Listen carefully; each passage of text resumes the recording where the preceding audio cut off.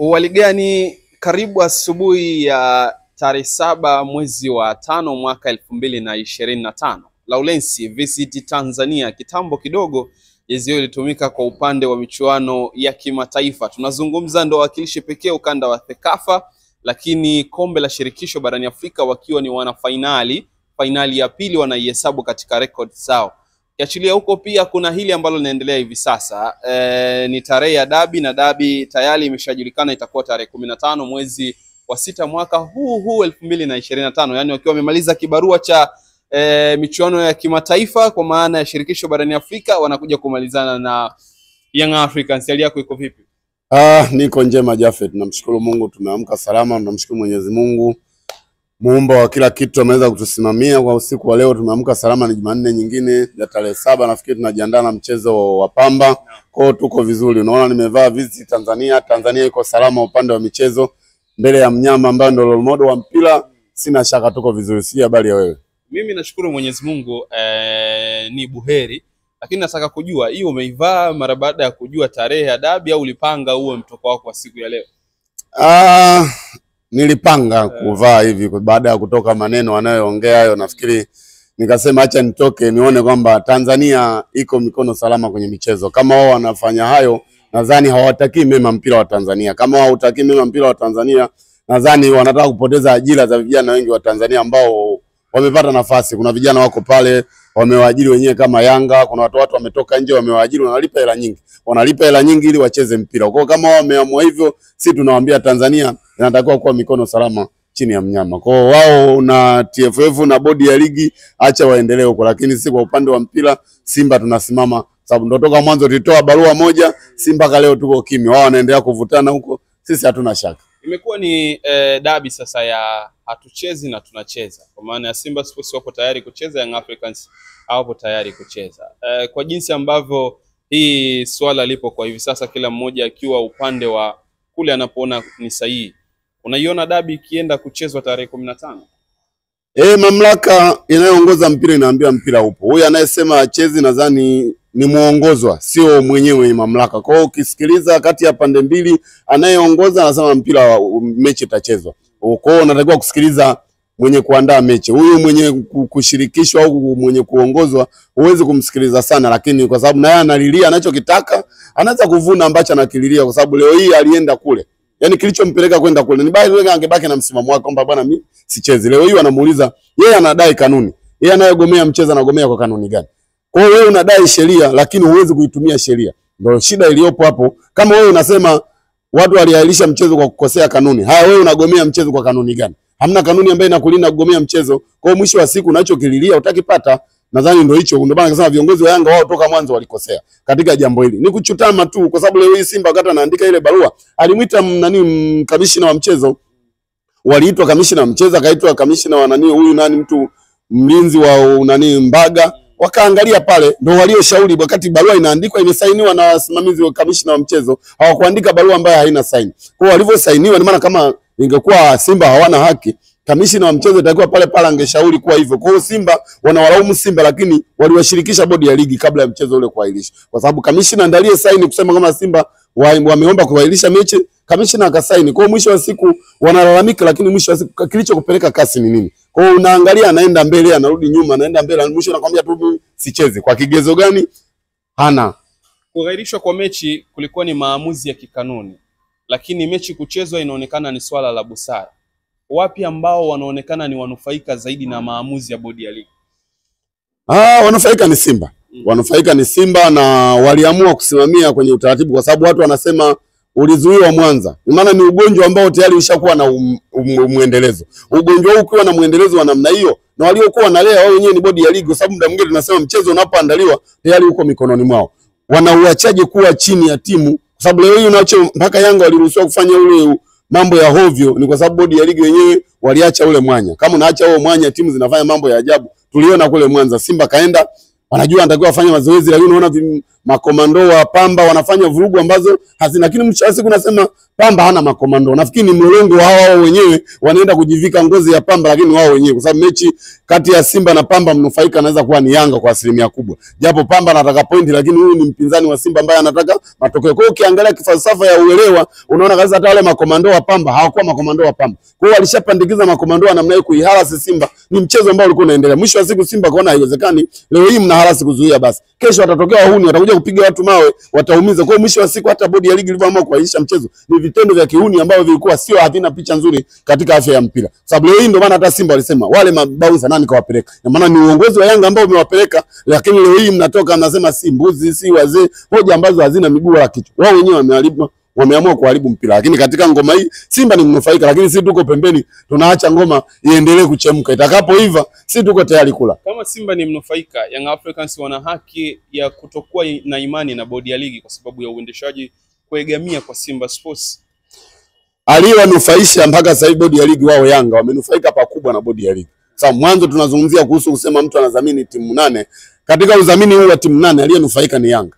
Aliyemwezesha kunufaika ni bodi ya ligi. Kwa mwisho wa siku ndio maana hata mwanzo wakati unanihoji interview 3 nyuma zilizopita nisema kikao cha watu walionaokaa kwa nia ovu wakishagombana wewe kaa pembeni utayasikia yote ambayo yanatokea yanavuja. Kwa mwisho wa siku wanaokupangia maovu muda ukifika akigombana wewe omba tu wagombana, wakishagombana siri zote za ndani zitaonekana. Ndio ambacho kinatokea kati ya bodi ya ligi na Yanga. Ili jambo ambalo Yanga walikuwa JSM amezamini timu 8, mnufaika mkubwa alikuwa ni Yanga na tumepiga kelele. Aliyekuwa analinda nani? Ni bodi ya ligi. Matokeo mengi ambayo wameyapata miaka 2-3 tunalalamika kuhusiana na marefa na nini. Bodi ya ligi ilikuwa wameziba Pamba masikioni, hawataki kusikia. Mnufaika ni nani? Ni Yanga. Kwa hiyo kwenye jambo hili mimi nilisema hata siku nilisema kama walikuwa wanataka kuamua kwamba mechi ichezwe, bodi ya ligi walikuwa na uwezekano wa kuwatafuta Simba muda wakati wameita, na waliita kamishna wa mchezo. Ina maana kamishna wa mchezo alisema michezo hii kama imezoeleka, michezo hii ya hovyo ambayo itakiwa katika mpira, kwa muda mwingine acha afanye hivyo kwa sababu ya Simba apate njia yake.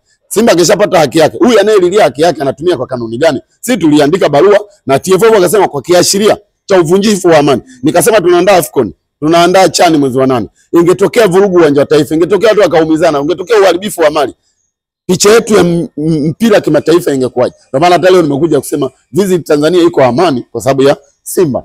Umezungumza vyema. Kama Wallace alithibitisha kwamba wanufaika wa uongozi wake ni Young Africans, na kwenye hili swala la kuhairishwa kwa mechi umeona mnufaika ni Simba Sports. Zile kauli zilizokuwa zinasema viongozi wajiuzuru wana haki kwa sababu wameshindwa kusimamia kanuni na wamekuwa wakiegamia kwenye upande mmoja, na sasa hivi wanaonekana kuwa upande wa Simba Sports. Yaani ni mimi ninachoona ni kama vile ambavyo alitoka msemaji wao kwanza kuuponda uwanja wa Azam, si viti namna gani, namna ya kujaribu kumbloku yule mbaya mwenzao asitoe siri zao. Mimi ninachoona kwa sababu wanajua kabisa mwenendo utakaoenenda wa usimamizi wa ligi hii watakuwa kwenye maumivu makali kwa sababu walishiriki kwenye nia ovu nyingi wao na bodi ya ligi. Kwa hiyo wana hofu kwa sababu wamegombana. Huyu akiendelea kubaki hapa mimi sitopata haki sababu anajua maovu yangu mengi. Mwisho wa siku akiamua anyoshe ataumia. Ndio maana anagombana kusema kwamba huyu mtu atoke kwa sababu anajua siri zake. Ni kama ambavyo wote mmefanya mabaya, ili mabaya yako yawe salama, huna budi kumuua ile ambaye anajua siri zako. Ndio maana anachopambania uongozi wa Yanga. Akili ya kawaida tunaweza kuelewa. Yaani huna mamlaka ya kusema eti mtu aondoke. Huyo ndiye ambaye amesimamia ligi. Unatoa mapungufu, si upendeleo. Ulikuwa wapi? Ulikuwa uone haya. Yaani sababu ya adabu unaanza kuongea yote na ulikuwa ujui. Unajua kwa nini ulikaa kimya? Angeongea kabla ya kuwepo hapa tungemuelewa kweli. Lakini ninachoona tu ni kwamba walikuwa na kikao cha uovu, mwisho wa siku wanataka kumtoa huyu ili siri zake abaki salama kwa sababu anajua ambayo wamemtendea Simba muda mwingi, walikuwa pamoja na walikuwa naongea sauti moja ilikuwa nzuri kwao. Kwa hiyo kusema waondoe bodi ya ligi, nasema hawana hoja. Bodi ya ligi ilichaguliwa na vilabu. Nafikiri ukiangalia mwenyekiti ni mwenyekiti wa Coast Union. Kwa hiyo hachaguliwi na TFF, ni kikao ambacho kinafanyika na timu zote. Kwa hiyo mwisho kutaka kusema kuondoa, wanatakiwa itishwe mkutano, vilabu vyote vije vipige kula, lakini sio kwa kauli ya mtu mmoja kusema eti aondoke bodi ya ligi. Ni jambo ambalo wanafanya vituko tu ambavyo ndio maana zile sinema ambazo aliongeza Karia akasema wanacheza sinema, ndio hizo wanatuonyesha kwenye mpira wetu. Heshimu mamlaka. Japo utendewi haki, lakini mamlaka ndio inasema kwa sababu mpira sio wako. Wewe umesajili timu, wewe ni mwanachama wa TFF, mwenye mpira wake ni TFF. Mwisho wa siku anachokililia watakipata. Kwa hiyo kusema bodi ya ligi iondoke, sidhani kama ni kauli ambayo nadhani wanatafuta sehemu ya kujificha. Ukisoma ile taarifa kwa umma ya Young Africans ambayo ilitoka juzi, haijaonyesha kipengele cha uvunjifu wa kanuni, ila imeonyesha kupokea taarifa kutoka kasi, lakini kutokuwa na imani na bodi ya ligi, swala kurudishwa kwa wananchi wao, jukumu lipo mikononi mwao kuhakikisha hii mechi haiendi kutokea. Young Africans ipo chini ya rais ambaye ndo mwenye viti wa vilabu barani Afrika. Nadhani kuna kitu chochote inampunguzia kwenye nafasi aliyopo, hususan kwenye ngazi ya wenyekiti wa vilabu Afrika kwa maamuzi yanayoendelea hivi sasa ndani ya klabu yake. Yani hapa tu penyewe tukizungumza ukweli, hata mimi mwanzo nilikuwa nasema ni mtu ambaye yuko perfect sana. Mwanzo nilikuwa namuunga mkono, nasema ni mtu ambaye anaongoza katika namna ambayo ni nzuri mno, kwa sababu muda umefika. Kumbe ilikuwa ni akili ambazo zingine za ajabu. Nikawa nasema mpaka mara 4 si tunashindwa kumfunga, anaweza kuwin game, amecheza katika perfect nzuri. Kumbe kuna makando mengi ambayo huenda alikuwa nayo ambayo hayana maana. Kwa sababu leo hata mwanzo wakati anapeleka kesi kule nilisema yeye ni mwenyekiti wa vilabu, lakini kule ana nafasi, yani ana wigo mpana wa kukutana na watu wengi ambao kwenye mpira wanajua sheria. Alikuwa na uwezo wa kuomba ushauri. Ana uwezo akapiga simu hata kwa chama cha soka cha Morocco, chama cha soka Afrika Kusini. Viongozi wao nadhani anakutana nao kule kwenye vikao, kuomba ushauri katika hili. Mnalionaje yani namna ambavyo ushauri wampe? Au wakati ndio nilipeleke kasi, nilipeleke katika mfumo gani? Hata kabla ya kukutana na washeria wake. Au vile kule kafu kuna wanasheria wengi ambao alitakiwa apate nafasi ya kukaa kujiridhisha. Ndio maana tunaongea kila siku viongozi wakipewa mamlaka wabaki kwenye wao kuwa viongozi. Ushabiki wa survive, kwa sababu mwisho wa siku utabaki kama unadhalilika. Leo hii unamwona kama wewe ndani ya uongozi wao ni kama wanaaibika, kwa sababu wanashindwa kuelewa. TFF walikuwa wamekosea na bodi ya ligi, lakini waziri aliwaita kikao kama busara, ambapo tayari leo hii hata ukipata tatizo unaomba serikali ije kama inatokea labda mnafanya mazoezi mmevamiwa, unaomba msaada kwa serikali kwa ajili ya kuja kuweka ulinzi. Leo hii wenye nchi mwenye mamlaka ya kuongoza mpira nchi wizara anakuita kwa ajili ya usuluhishi, mnakaa kikao, unamaliza wewe unaondoka kwenda wapi? Kwenda kasi. Ni namna ambavyo busara wamepungukiwa, ni namna ambavyo unaona wanapuyanga kila sehemu wanakwenda. Wameenda kasi, wameambiwa mmeleta huku kwa kanuni gani? Yani kesi yenu mmeileta kwa kanuni gani? Na huku ni mahakama ya rufaa. Mbona kesi haijaanza? Rudisheni mkaanze kesi. Kama hamjatendewa haki ndio mnaweza kuja huku. Leo hii wamerudishwa huku kwa sababu wanajua kesi inarudi kwa mtu ambaye umemshtaki, na anatakiwa akuamulie kesi. Tayari keshaona, kwanza sio kuona kwamba hatotendewa haki. Hamna kesi, sababu hamna kesi, ile mechi haijachezwa. Mechi imeahirishwa. Kanuni wanasema TFF na nini bodi ya ligi kwamba wana haki ya kuahirisha mchezo kwa kuona sababu yote ambayo itakuwepo. Yani wana haki ya kuahirisha mchezo. Na hii kanuni Yanga wanaijua, si kwamba waijui. Wameahirisha mechi kwa kanuni ambayo waliona tayari kama kuna uvunjifu wa amani. Nilisema Simba wamezuiliwa kuingia kufanya mazoezi. Taarifa zile zimeenea kwenye ile mechi. Kwa hiyo mtu anaenda uwanjani kesho amani hana. Jiulize nguvu ya kuweza kudhibiti watu, uwashawishi. Yani ule mchezo uwe una haki. Ni jambo gumu ambalo hata wao TFF waliona kweli ni shida. Uweze kuzuia timu masaa 3 iko ndani ya nchi, sio ugenini. Yani kwa sababu ya matakwa yako. Tuheshimu taasisi na tuziheshimu. Hizi ni blandi. Yani uweze kuamua tu na matakwa yako, unapeleke mabounce wabeba mizigo pale Tandale sina namna gani ukazuie timu. Haiwezi kuwa kirahisi. Anajishushia heshima. Ndio maana hata mwanzo tulisema hata kama alikuwa na njia zingine kusema si anataka kafanyeje uongozi, anaenda bila kutumia busara, anaenda bila kutumia haki, kwa sababu muda mwingi kama unasimamia sheria, rudi basi ukasikilize shauri lako, hujatendewa haki, uende kasi. Kwa hiyo wanaona kabisa hawana kesi ya kulalamika, zaidi kutafuta tu kuonekana sichezi. Kwa kanuni gani? Hawana kanuni. Kwa mwisho wa siku anajishushia heshima. Kumekuwa kuna pande mbili ambazo zinatetea. Moja ikionekana kuegamia upande wa Young Africans, na hususani kwenye kipindi ambacho walikuwa wanataka viongozi au wanashinikiza viongozi wa bodi ya ligi wajiuzulu, lakini wapo ambao wanaonekana wapo upande wa Simba Sports kutaka mechi ichezwe na wanaona kanuni zilitendeka kihaki. Swala hili linaonekana ni kwamba linachochea hivi sasa. Wana Young Africans wanamtaja Jemedari Saidi kuwa ni sehemu ya uchochezi wa mechi hii kuwepo. Wewe unaliona hilo kwamba wapo au yapo makundi ya watu ambao waligawanyika katika pande mbili, kuona haki ilitendeka na wengine kuona haki haikutendeka? Kwenye kesi yoyote au kwenye jambo lolote lazima kuwe na pande mbili. Yani hiyo huwezi kuzuia Jafet. Kuwa na pande mbili namna mtu anavyoelewa au namna ambavyo ananufaika. Kuna namna ya uelewa na kuna namna ya unufaika. Asilimia kubwa watu wengi tumeshakuwa watu wa kushikiliwa akili. Yani kwamba huko una akili timamu, unaelewa jambo hili halina afya, lakini kwa makusudi au kwa kushawishiwa, kwa kuona kwamba unalinda ugali wako, nabidi tu usifu na kuonekana kwamba hata kama ni ya hovyo unaunga mkono. Ndio yale nilitoa mfano kusema mwanasheria kwa mfano walikuwa wanamlaumu Alex Mgongoro kwamba ni mwanasheria nguli ambaye kidogo kashiriki muda mwingi kuunda hata sheria za TFF. Iliwezekanaje akawashauri Yanga kwenda kula ameshindwa kuwashauri kwa jambo zito kama hilo? Mimi nikasema huenda Mgongoro aliwashauri, lakini kwa sababu yeye anachoangalia ukiwa kama mwanasheria unalipwa. Nikasema kukiona kesi kwa mfano inanihusu mimi, mwanasheria anaweza kanishauri kwa kesi ile Lawrence huwezi kushinda. Ila mimi kwa sababu ya uelewa wangu au kwa nguvu na kiburi changu ambia bwana acha niende mahakamani, mimi na hakika nitashinda. Mwanasheria lazima tu aende kaniwakilishe kwa sababu ndivyo ambavyo anapaswa kuniwakilisha. Lakini mwanzo alishatoa angalizo. Kwa hiyo nikianguka watu wanaweza wakalaumu mwanasheria wangu, lakini kumbe kwa ndani wasijue kwamba mimi ndo nili force ile kesi iende. Kwa hiyo kwa sala ya Jemedari Saidi na Hansi Rafael, kwa sababu hao ni watu ambao wako kituo kimoja lakini inaonekana wako pande mbili, lakini mwanzo Jemedari aliongea kabla ya, na kuongea hakushawishi mabadiliko yote ya maamuzi. Kuongea haishawishi kusema ndo wanaweza kaamua kufanya. Sababu bodi ya ligi toka mwanzo wanaahirisha ule mchezo, wanasema itapangiwa siku nyingine ya mchezo. Jemedari hajaongea wala mtu mwingine hajaongea. Bodi ya ligi wenyewe walisema tunaahirisha mchezo kutokana na viashiria vya usalama. Mwisho wa siku mchezo utapangiwa siku nyingine, ambacho Yanga watajua mpaka leo. Ndio maana hata watu wengi walikuwa na ushauri. Jana msikiza jamaa mmoja anasema alikuwa mwenye kitu wa kamati ya sheria na hadhi za wachezaji huko Iringa, anamuita nani anamuita si nani, nimemtoka kidogo jina lake. Anashauri akasema namna ya kesi ilivyo, yani kuto kucheza mechi Yanga wataumia pakubwa, afu mwisho wa siku watapoteza haki yao, kwa sababu unaweza kaenda kucheza na Simba na ukashinda, lakini wakati ushauri lako liko wapi? Liko kwenye kusikilizwa. Lakini kugomea mchezo sio kipengele cha FIFA. Hata FIFA wenyewe wanahubiri mpira uchezwe, na ndio maana hizi timu kuanzishwa, hatujaanzisha timu kwamba ziwe na migogoro kwa ajili ya kugoma. Unaweza kaendesha kesi yako, lakini nenda uwanjani kacheze mpira. Ndio ambacho FIFA wanataka, mpira uchezwe. Umesajili wachezaji kwa ajili ya kucheza mpira. Wewe unatakaje pointi 3 mchezo haujatimia? Unatakaje pointi 3 kama uliandaa watu waende kwenda lengo la kwenda kuiharasi Simba lilipangwa na viongozi wanalijua. Kwa hiyo katika hizi pande mbili za kuunga mkono Yanga na wanaounga mkono bodi ya ligi, au unasema wengine wanashawishi, ni sehemu lazima kiwa kuna jambo lolote pande mbili hazikosekani. Kwa hiyo nasema wengine wapo kwa ajili ya kutetea ugali wao, na kuna mtu ambaye anajua uelewa wa jambo hili uko hivi. Kwa mwisho wa siku inawezekana pande zote mbili wakawa wanajua ukweli ulivyo. Na ndio maana unaona watu wanauliza mnaenda na kanuni gani, lakini anasema tu hatuchezi. Anasisitiza Yanga wacheze, ninavyoona Yanga hawezi kucheza kwa sababu wanasimamia kanuni gani ambayo inawafanya wasicheze. Wanasema tu wameamua ili mamlaka iamue. Mamlaka haiwezi kuamua kwa wakati ambao unasema wewe. Kama mnaona hili aliko sawa, tucheze ligi ishe.